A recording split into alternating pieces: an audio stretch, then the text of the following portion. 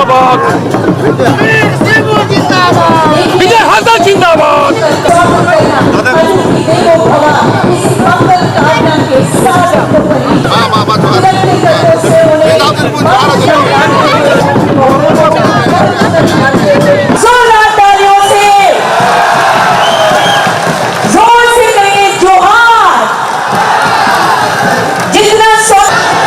कहते हुए जोहार नमस्कार।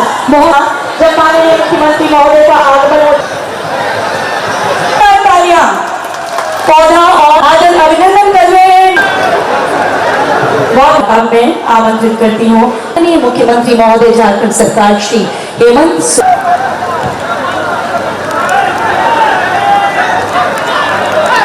की जनता को और आप से पद को कायम रखते हुए आम जनमानस के लिए समस्त जनता अति उत्साहित और आह्लादित तस्वीर पिता पुत्र महान पिता यशस्वी पुत्र उनके जिला अध्यक्ष जेएनएम आदरणीय श्री हेमंत सोरेन जी का होने जा रहा है रेलवे मैदान राजमहल में।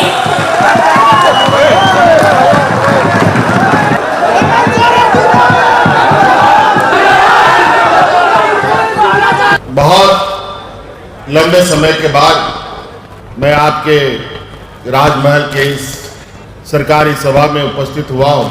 साहेबगंज तो अक्सर आना जाना रहा है, लेकिन जहाँ तक मुझे याद आ रहा है कि जब भी मैं राजमहल आया हूँ, कुछ न कुछ इस राजमहल क्षेत्र को देने का हमने हर प्रयास किया। लेकिन खुशी भी है और चिंताएं भी है कि इतने मेहनत, इतने जद्दोजहद करने के बावजूद भी जो चीजें आप लोगों के लिए बनाई जाती है उसका सीधा लाभ आप तक पहुंचे, इसमें कई अटकलें लगती हैं। यहाँ कई सारे आप होर्डिंग देख रहे होंगे सरकार के द्वारा लगाए गए हैं। कितनी योजनाएं चल रही हैं, उससे पहले कितनी योजनाएं चल रही थी। राजमहल का ये क्षेत्र कई मायनों में एक अलग अपनी पहचान और स्थान रखता है।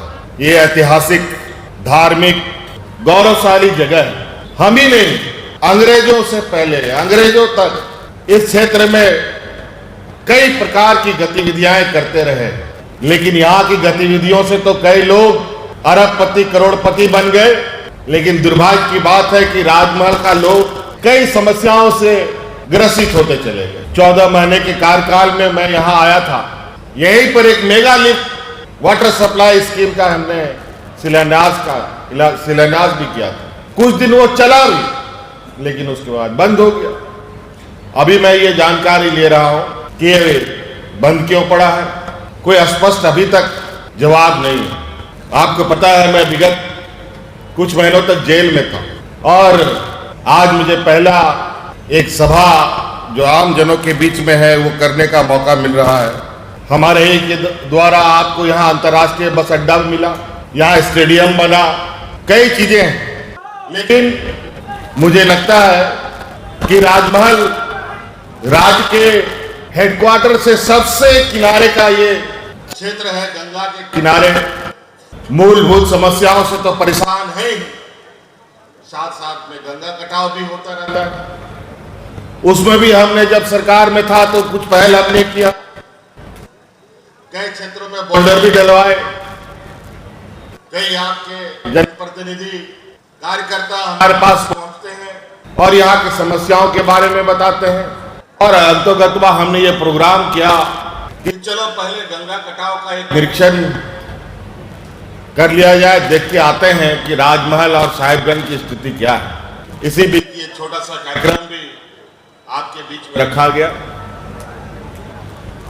मुझे तो उम्मीद नहीं थी कि आज मैं आ पाऊंगा, मौसम बहुत खराब थी, लेकिन फिर भी मुझे लगता है कि यहाँ आना था तो ऊपर वाले ने भी साथ दिया और मौसम भी थोड़ा सा छड़ा और हम आपके बीच में खड़े। बहुत सारी समस्याओं के विषय में माननीय विधायक जी ने हमें अवगत कराया, विजय हाजरा जी ने भी कई बार आपकी समस्याओं के बारे में अवगत कराया, आपके एमपी राजा जी ने भी कई बार, मुझे लगता है 3-4 दिन 5 दिन पहले ही वो आकर के आप यहाँ की समस्याओं के बारे में उन्होंने बताया था। मैं बहुत ज़्यादा आप लोगों को यहाँ पर कहने के लिए नहीं चाहूँगा। मैं चाहूँगा कि जो समस्याएं हैं उन समस्याओं का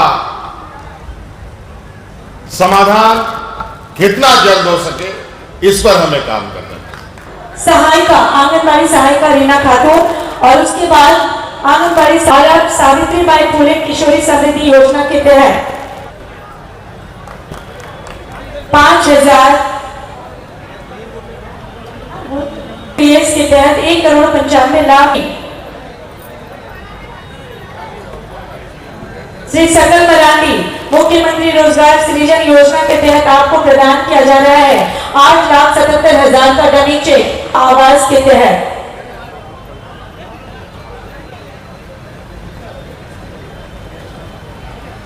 बेसा सर्वजन पेंशन योजना के तहत अजीज को